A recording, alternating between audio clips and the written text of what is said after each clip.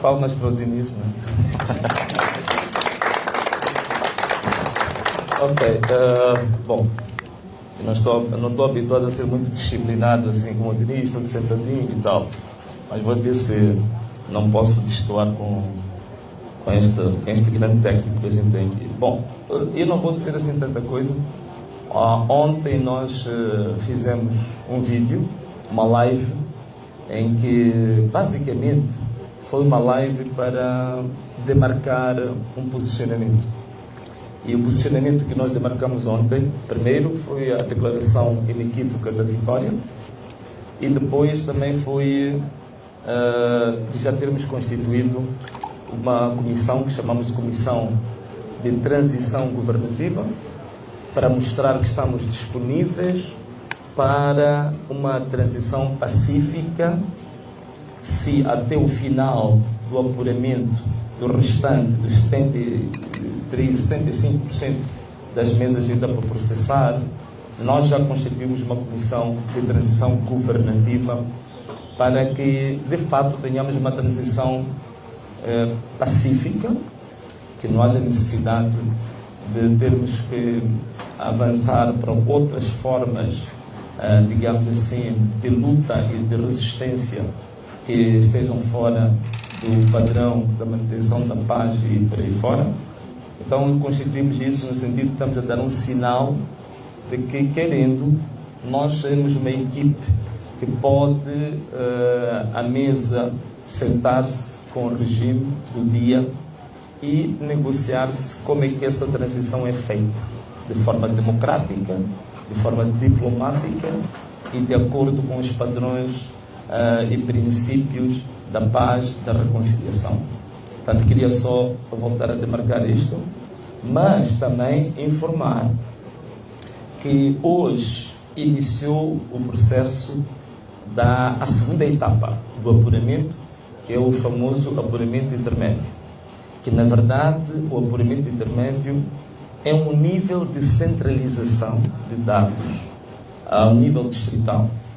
E essa centralização de dados, na verdade, é a apresentação de um edital, um único edital, que agrega os dados do distrito e os mandatários dos partidos com os editais das mesas, vão dizer se estão de acordo ou se não estão de acordo.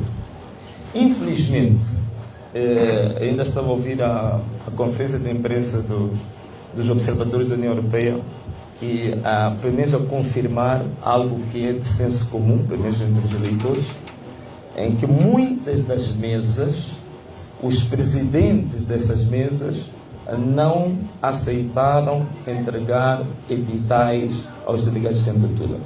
Noutros casos, não afixaram os editais na parte externa das assembleias de voto, no fim do apuramento conforme a lei preconiza. Há casos de presidentes das mesas que fugiram com editais para casa.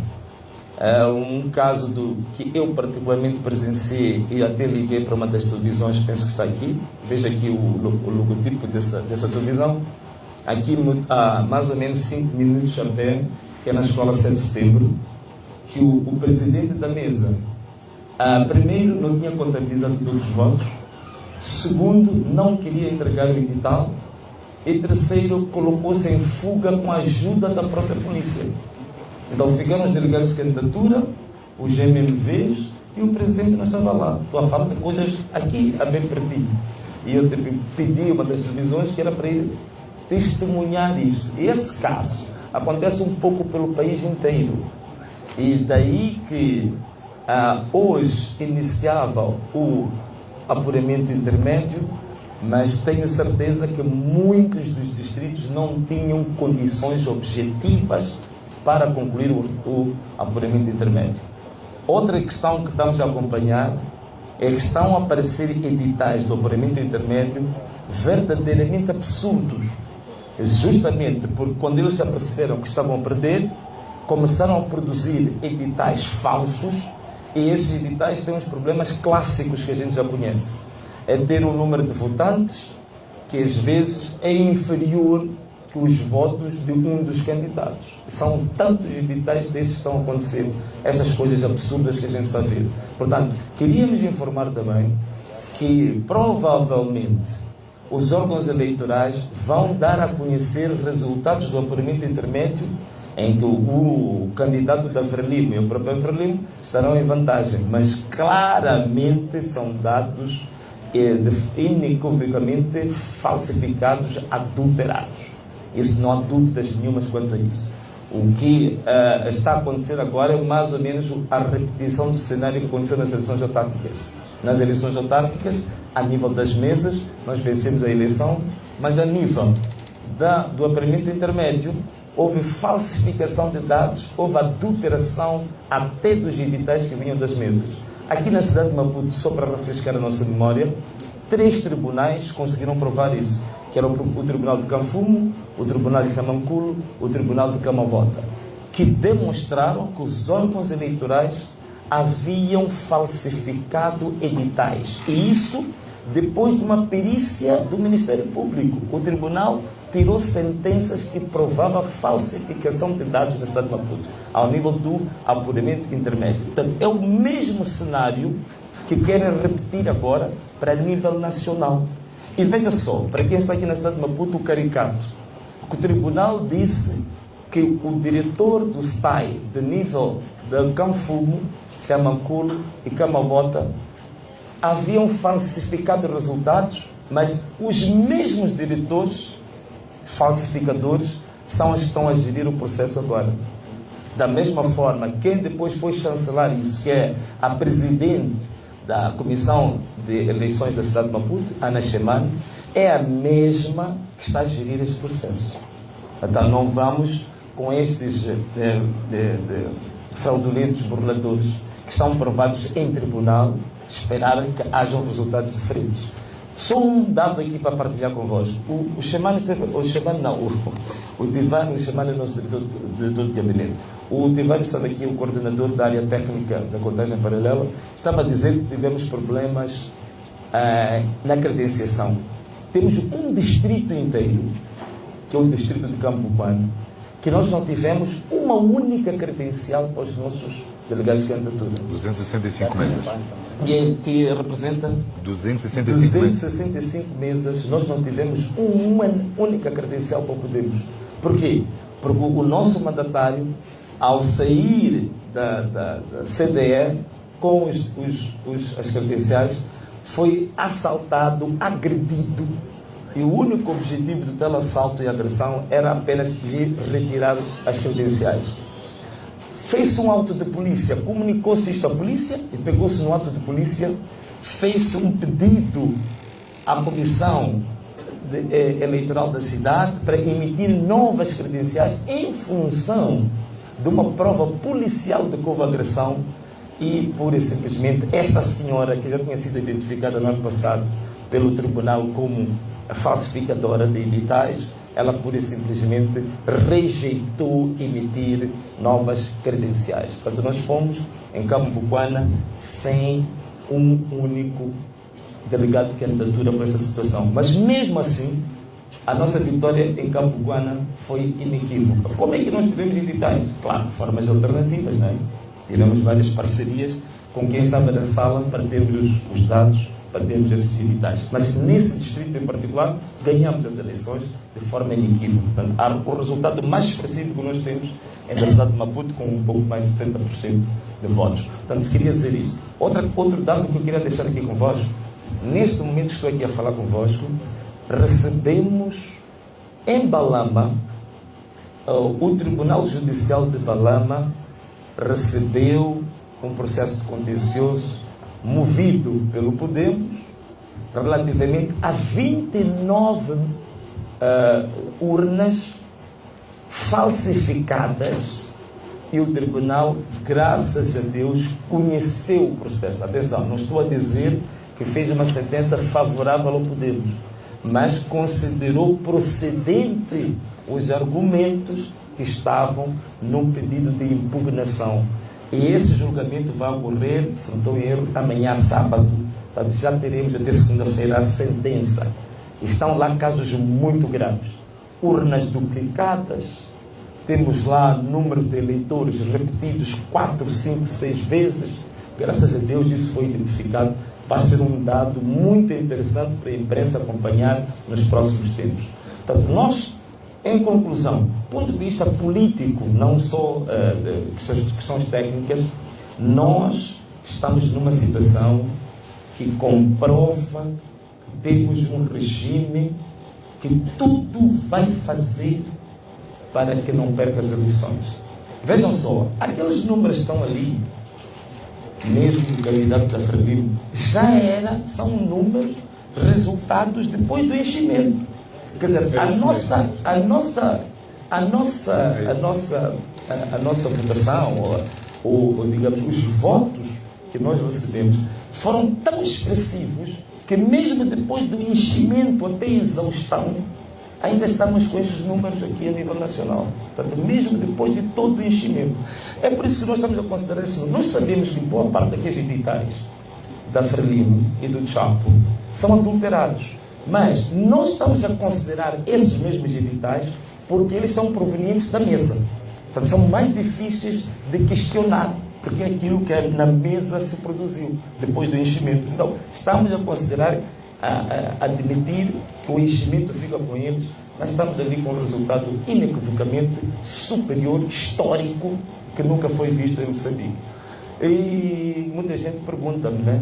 Então, Venâncio, se eles continuarem sempre com aquela história deles de sempre, né? Porque o que é que acontece? Há uma técnica de entretenimento que eles fazem, que é o seguinte: deixam-nos discutir, por exemplo, a fase do apuramento parcial. Estamos à procura de editais, estamos a correr, fazer contagem paralela. O que eles fazem? Eles avançam e já lançam números falsos para a fase seguinte, que é do apuramento intermédio. Significa, quando nós transitamos do entretenimento do apuramento parcial para ir ao intermédio, já os encontramos preparados para a centralização provincial. Portanto, esta é a técnica que eles fazem. Só que desta vez encontraram uma juventude totalmente liberta dessas algemas de 50 anos de escuridão. Então, também estamos aqui agora, já também nos anteciparmos, enquanto eles querem falar do apuramento intermédio, nós já temos dados provisórios sobre isso. E o que é que se me é perguntado? Venâncio, agora, se isto continuar nesta onda, o que é que vamos fazer? Bom, eu ontem disse uma coisa, citando o Jonas Savimbi, disse que o problema do futuro deste país já não pode ser imputado ao Venâncio. O futuro deste país tem que ser imputado ao nível ou à intensidade da coragem da juventude desta nação. Então, eu acredito que a juventude, os eleitores deste país, são suficientemente corajosos para que, de uma vez por todas, inicie-se uma etapa, uma nova era em Moçambique, em que a mentira não se sobrepõe à verdade, para que os métodos antidemocráticos não sejam sobrepostos à democracia plena, à lei e à ordem. E eu acredito que este ano nós vamos ter eventos historicamente fabulosos e sem precedentes. Eu estou muito crente nessa juventude, estou muito crente nesta nação que iniciou uma nova era para Moçambique e que tudo o que fizeram durante estes 30 anos, em termos de fraude, de burla, eu penso que agora é o dobrar dos sinos, porque é, de fato, o fim dessa era e vamos iniciar um novo processo de libertação deste país. Então, era esta pequena declaração política que eu queria fazer para nós encerrarmos os nossos trabalhos. Muito obrigado a todos.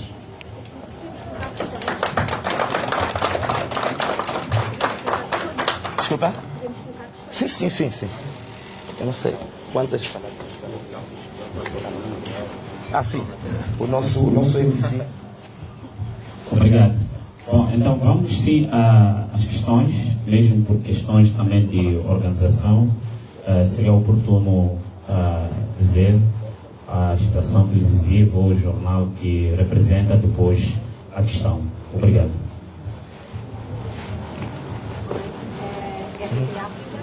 Peço para Desculpa, peço para passar o microfone para que possamos ouvir devidamente as questões. Não tem outro. Não tem outro.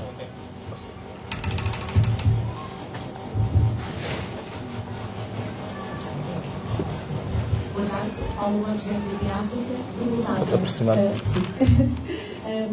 Paulo Borges, MDB África. Perguntava, tendo havido enchimentos, não sendo técnica eleitoral, suponho que tem que haver mais eleitores do que os que estavam previstos na mesa. Não sei se é assim.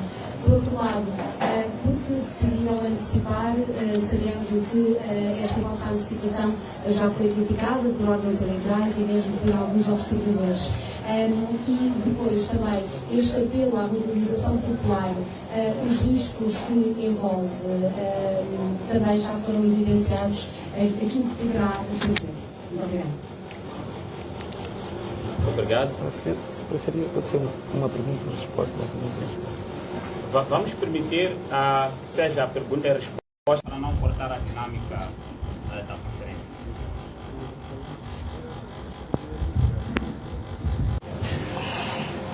Bom, há um dado que eu não fiz referência. Nós vamos usar outros meios, não precisarão estar aqui sempre para acompanhar essa atualização.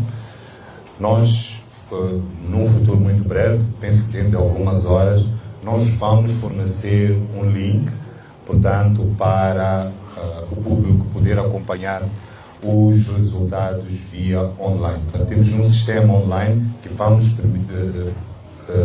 proceder à entrega desse link. Então, em função disso, Paula, poderá acompanhar nesses dados um dado curioso, que não é muito agradável sabermos disso, mas daquilo que nós podemos apurar das últimas duas eleições, nós temos estado a crescer em termos de abstenção. E nesta altura, pelos cálculos que nós fizemos, nós só tivemos uma presença de cerca de 40%, no máximo. Portanto, estamos a dizer que temos um vazio de 60%. Se olharmos o universo de eleitores que foram ao cadastro da CNE, estamos a falar daqueles que foram alistados, nós temos cerca de 17 milhões, era o potencial. Então, há um vazio muito grande.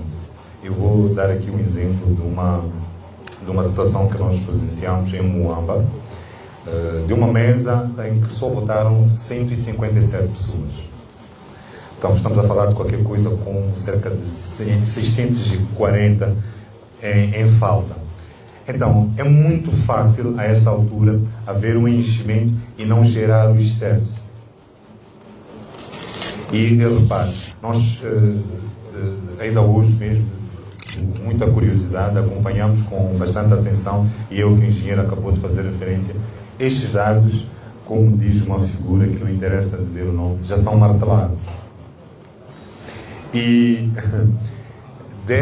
tivemos atenção para ver que numa mesa em Moamba, curiosamente, o número de votantes para o engenheiro Venâncio Molhano é de 78, justamente para Daniel Chapo, 78.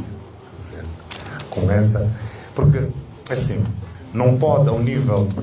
Existe uma tendência, é como em casa, existe uma tendência. Nós podemos ter numa mesa ou outra, eventualmente, o engenheiro Venâncio a liderar, mas no cômputo geral vai liderar aquele que, em princípio, nós chamamos de bastião, não é? de um determinado partido. Então, não pode ocorrer que, de forma frequente, engenheiro Venâncio subitamente comece a igualar ao mesmo candidato se o comportamento, em princípio, era de uma grande diferença. Então, é isto que nos faz gerar suspeita e afirmar com segurança que os resultados são martelados. Portanto, é nesse sentido. Agora, por que é que nós decidimos avançar com a divulgação de resultados? Bom, se perceber, nós, na eleição do ano passado, tivemos uma desvantagem em termos de timing, mas mesmo assim nós conseguimos ser acutilantes e levamos até o Conselho Constitucional atas e editais que até foram pedidas. Mas, se repararam no acórdão do mesmo Conselho Constitucional, de forma súbita, deu vitória a outro candidato e, conforme aquilo que é do regimento do nosso Código de Processo Civil, eu vou dizer até o artigo 158 do Código de Processo Civil, número 1, demanda que as decisões dos órgãos jurisdicionais devem ser fundamentadas. Portanto, se nós temos uma situação em que o nosso candidato, no ano passado, o engenheiro Venâncio, venceu com 55%, e nós temos provas físicas, portanto, são atas editais originais, assinados pelos membros das mesas, o código da ata rima com aquilo que é a deliberação da CNE, então aquela prova é inequívoca. Então, como é que o Conselho Constitucional avançou para aquele dado? De que aquele outro candidato venceu. Então, a esta altura, achamos que é prudente nós oferecermos esses dados. O público pode acompanhar à medida que nós vamos acompanhando, à medida que nós formos fazendo gritos, a imprensa já percebe que efetivamente faz todo sentido. Então, é neste sentido que queremos oferecer maior colaboração. Vou terminar fazendo um reparo aos jornalistas, não vão gostar do que eu vou dizer, mas nós achamos que nesta eleição os jornalistas, no cômputo geral, são um dos maiores perdedores, porque efetivamente têm sido coniventes com alguma parte do sistema para a propalação de inverdades. Então, cabe a nós fazer o nosso papel, entregar efetivamente dados que possam ajudar a esclarecer a verdade eleitoral. Obrigado. Deixa só. Olha, antes de mais, deixa-me só talvez dar mais um dado aqui. Eu acho que a Paula, a última vez que nos vimos foi em Lisboa, né, na RTP. Olha, em relação aos que estão criticando a proclamação da vitória, só queria salvaguardar aqui um órgão. Há uma notícia que foi publicada, penso que é de uma página de um site, que acho que é Mose Manignais. A notícia é absolutamente falsa. Portanto, até este momento, não existe nenhum observador que eu tenha conhecimento que publicamente tenha criticado a proclamação ou a declaração de vitória da nossa parte. Aquele Mose Manignais, eu depois fui fazer, digamos assim, a ponte para comparar com o site da União Europeia Moçambique, onde vem a entrevista, ou digamos, o resumo da conferência de imprensa. Não há nenhum parágrafo de crítica à proclamação da nossa vitória, porque na verdade a proclamação que a gente faz é uma proclamação, é um respaldo dos fatos apenas. O que a gente está a dizer é que, em função dos editais recebidos até este momento, é não se poder contabilizados, processados, tudo dá uma vitória até este momento ao Venâncio. E também, porque se fosse por essa via, a TVM e todos os órgãos tinham que ser criticados, porque a gente vê esses títulos no rodapé, no GC de todas as televisões que a gente já conhece, digamos, a afinidade e, digamos, a inclinação clientelista desses órgãos de comunicação. Muito obrigado. Foi o chefe de missão do Commonwealth. Não disse o nome do Sr. Engenheiro, mas criticou o facto de terem sido já proclamados resultados quando ainda está Tá bem. Então significa que ele também criticou a comunicação social também. Não digo, significa que o que ele fez também é válido para criticar a comunicação social também. Obrigado. Obrigado. Então vamos prosseguir com as questões. Boa noite. Dário Costa da STV. Bom, se calhar responder ao Diniz primeiro, que nós somos chamados pelos órgãos oficiais e partilham dados conosco, e a nossa missão é divulgar os dados oficiais. Pronto. A minha primeira pergunta é, acho que a qual não foi bem respondida, como é que podemos, Venâncio, vão fazer com que esses resultados de contagem paralela sejam extremamente válidos, tendo em conta que já se diz que só os órgãos competentes eleitorais é que podem divulgar e validar os resultados. A outra pergunta é como é que esta comissão de transição de poder há de sentar à mesma mesa com os outros para poder se negociar esta, passo a repetição, esta transição de poder. Posso? Sim. Olha, Bom, primeiro, relativamente à questão dos dados, por outras palavras, a sua pergunta é mais ou menos qual é a utilidade ou a viabilidade do trabalho que vocês estão a fazer? Será que isso vai ter um impacto real ou não? Bem, há aspectos de âmbito estratégico, né? O que nós estamos a fazer, que eu não vou detalhar agora, mas uma coisa é verdade, nós estamos a fazer um trabalho naquilo que é a nossa competência, isto é, procurar evidências das afirmações públicas que a gente faz. Então, se a gente declara uma vitória, a gente proclama uma vitória, nós temos que ter evidência. Então, esse trabalho é nosso e de qualquer partido pode fazer. Infelizmente, de 1994 até hoje, o partido do Frelimo, que supostamente ganha todas as eleições, nunca fez nenhuma apresentação pública de como é que ganhou as eleições. Então, provavelmente, nós estamos aqui a trazer um aspecto pedagógico para os outros partidos, que a gente tem que fazer proclamações, declarações e apresentamos evidências sobre isso. Infelizmente, no ano passado, nas eleições autárquicas, eu aqui aproveito também fazer uma crítica. Muita gente aí a dizer que não, o Venâncio não tem dado muito espaço aos observadores, não aceita entrevistas, não sei o quê. Bom, eu estou muito ocupado, de fato. Temos um trabalho tremendo. Estou aqui, estás-me a ver assim tudo tranquilo, tenho quase 2 dias sem dormir.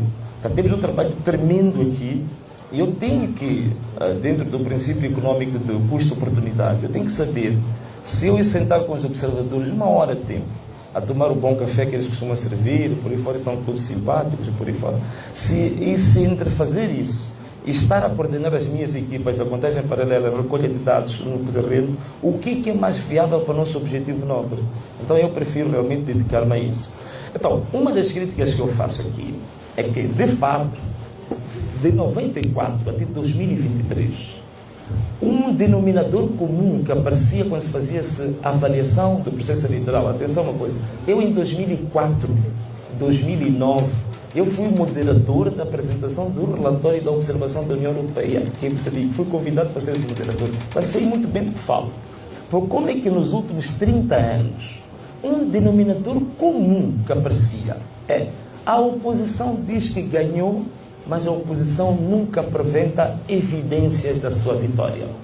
Nós quebramos esse histórico em 2023, pela primeira vez na cidade de Maputo, nós apresentamos evidências da vitória em todas cerca de 900 mesas da cidade de Maputo. Fizemos mais. Para além dos originais que tínhamos, fizemos o scan de todas as atas e todos os editais. Eu, pessoalmente, convidei os embaixadores da União Europeia, convidei os que dão apoio ao nosso orçamento para o Kaiaquanga. Estavam lá Estados Unidos, vários países da Europa, ainda alguns países africanos. Angola esteve lá, apareceu, Zâmbia apareceu. Há um país que não foi convidado, que o Ruanda apareceu a espreitar, nós dissemos que eles não eram convidados, que voltassem para a sua embaixada para tomar o seu cafezinho, mas que não eram bem-vindos ali. Então, fizemos uma apresentação, eu particularmente fiz uma apresentação das evidências e entregamos um flash com os 900 editais da cidade de Maputo. Os embaixadores levaram um flash, foram para a embaixada, mandaram os técnicos fazer as contas, chegaram aos mesmos números que a minha equipa de contagem paralela tinha chegado, que era de 55% para nós, aos mesmos números que o consórcio Mais Integridade, que são 7 organizações da sociedade civil moçambicanas credíveis, haviam chegado aos mesmos números que nós. As embaixadas todas também tiveram o mesmo número. Mas questões concretas que derivaram de 3 blocos. Bloco dos embaixadores, o meu partido que eu representava e o consórcio Mais Integridade, todos nós chegamos a 55% de votos nas autárquicas, mas não se derivou nenhuma consequência concreta sobre isso. Nem ao nível da política externa destes países todos europeus que estiveram cá, nem ao nível de qualquer uma advertência pública aos nossos órgãos.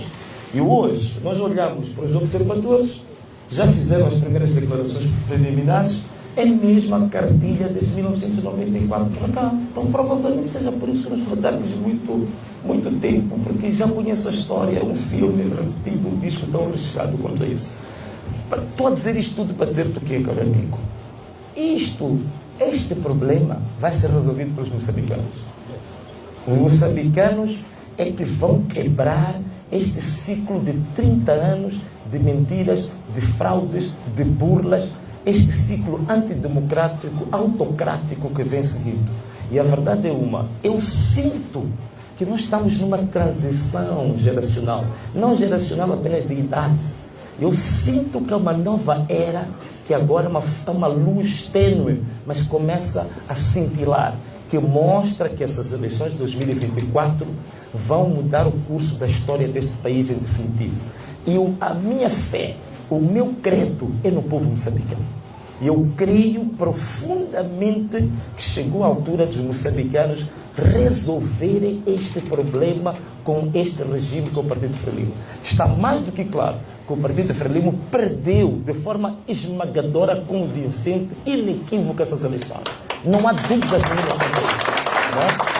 Então, nós moçambicanos vamos resolver este assunto.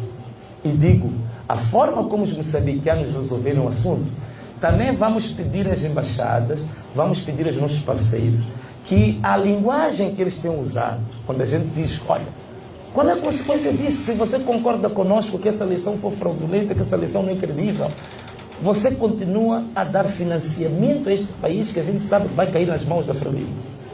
Todos os grandes projetos são financiados a nível de Moçambique, a nível social, investimento público, investimento de infraestrutura. A gente sabe que 40% daquele investimento vai cair exatamente nas contas do Comitê Central.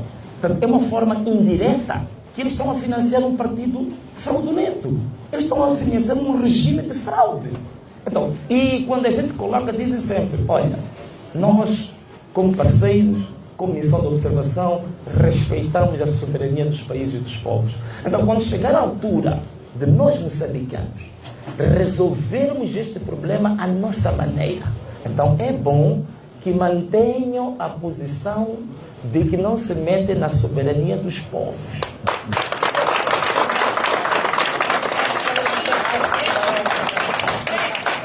Muito obrigado.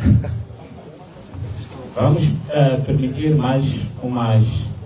vamos dar a primeira oportunidade aos outros canais que ainda não. Havendo espaço para alguma insistência, vamos permitir. Mas vamos dar oportunidade. Pode ser que a questão que quero colocar, os outros possam o fazer. Ok.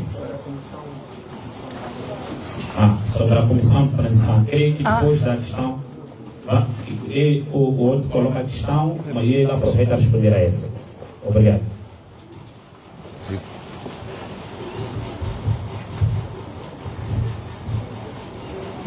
Boa noite, Moraes. Boa noite. Respondo com o nome de Jorge Antônio, da TV Sucesso. A minha pergunta, se calhar é curta, eu queria saber qual é essa maneira que diz que os moçambicanos vão resolver se os moçambicanos foram às urnas no dia 9 de outubro. Há uma outra maneira que refere que os moçambicanos vão resolver se não irem às urnas votar?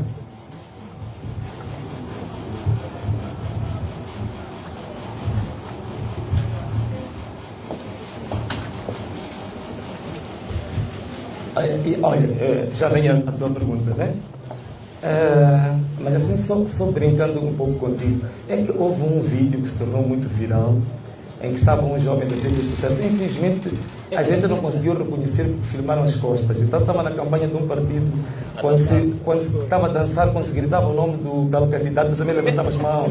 Não sei se és tu,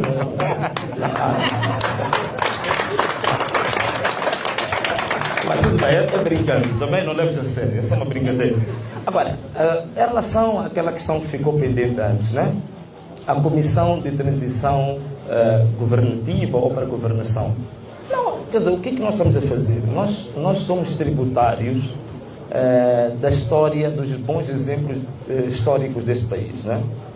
Quando nós transitamos do período colonial para a nossa independência, Tomando em consideração que tratava-se de um processo que havia de criar naturalmente possibilidades de alterações e transformações estruturais muito fortes, é importante que também que as partes definam termos de referência para a transição, exatamente para que a transição seja pacífica. Então nós estamos a dar estamos a dar, digamos assim, um sinal de boa vontade que a gente de fato possa criar uma plataforma para que a gente repita o acordo de Lusaka, né, agora, para essa transição. Agora, o que vai constituir os termos de referência?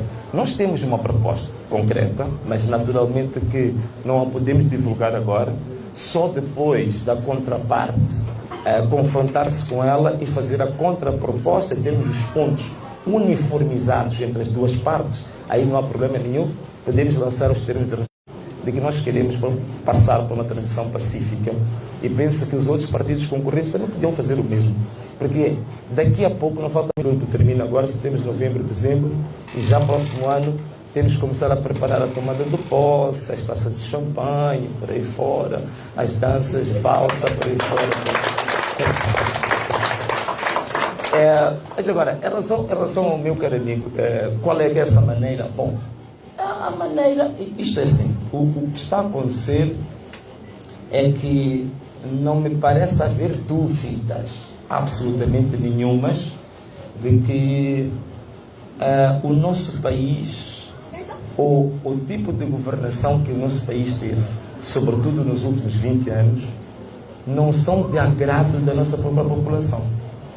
É só ver, a incidência de pobreza que passou de 40 e tal por cento agora para 62%, que aumentamos agora para cerca de 27 milhões de pobres em Moçambique, caímos no índice de democracia, agora somos dos países éramos um país híbrido, agora somos considerados um país autocrático. A violação de direitos humanos em Moçambique está no ponto mais alto, a Amnistia Internacional já fez muitos exemplos sobre isso. Quer dizer, os rendimentos dos moçambicanos caíram, a qualidade de educação dos piores do mundo, os cuidados médicos também dos piores da África do mundo. Por estes dados, não me parece haver dúvidas que a população moçambicana não está absolutamente satisfeita com a forma como o nosso país é governado. E então, naturalmente, que o sinal que o povo dá nas urnas é no sentido de demonstrar que quer uma alternância. Mas eu dei exemplos aqui claros de que o regime não quer aceitar o quadro legal de se manter no poder. Então, se ele não quer aceitar as formas democráticas de se manterem no poder, naturalmente que, de acordo com a própria Constituição, que diz que todo cidadão tem o direito de resistir a ordens ilegais, o povo também, naturalmente, vai se predispor a resistir com que esteja submetido a um regime no qual disse que não quer mais. Agora, como é que o povo vai reagir a isso? Não sei, eu gostaria que o povo também fosse democrático na sua escolha. A verdade é uma, é que eu vou me colocar também com o povo, se for para marchar, vou marchar. Se for para assaltar, vou assaltar.